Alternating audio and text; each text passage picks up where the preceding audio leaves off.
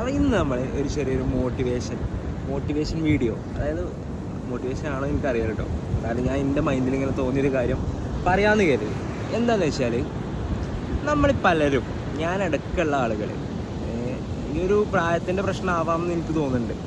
നമ്മൾ പലരും നമ്മളുടെ ഉപ്പാനോടോ ഉമ്മാനോടോ നമ്മൾ വേണ്ടപ്പെട്ടവരോടോ നമുക്ക് തോന്നുന്ന സ്നേഹം, അത് ഒരു ഇമോഷൻസിനെ നമ്മൾ പ്രകടിപ്പിക്കില്ല, എക്സ്പ്രസ് ചെയ്യൂല, അങ്ങനെ മൈൻഡിൽ കൊണ്ടടക്കും. പക്ഷെ അവരോട് നമുക്ക് നല്ലോണം സ്നേഹമുണ്ട്. അവർക്ക് എന്തെങ്കിലുമൊക്കെ ആയാലും അവർക്ക് എന്തെങ്കിലും പറ്റിയാലും നമുക്ക് ഭയങ്കരമായിട്ട് വിഷമോ നമ്മളത് ബാധിക്കുന്ന ഒരു ആളുകളെ, പക്ഷെ നമുക്ക് അവർക്ക് കൊടുക്കേണ്ട ആ ഒരു പരിഗണന നമ്മൾ കൊടുക്കണില്ല.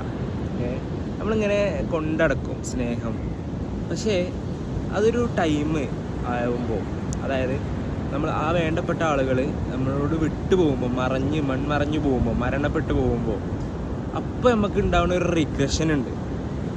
ആ ഒരു ടൈമിൽ ഞാൻ ആ സ്നേഹമോ അല്ലെങ്കിൽ ആ വ്യക്തിയോട് കാണിക്കേണ്ട ഒരു ആ മൈൻഡിൽ കൊണ്ടടക്കുന്ന ആ ഒരു ഇമോഷനെ അന്ന് പ്രകടിപ്പിച്ചിരുന്നെങ്കിൽ അവർക്ക് എത്ര സന്തോഷമായിനെ.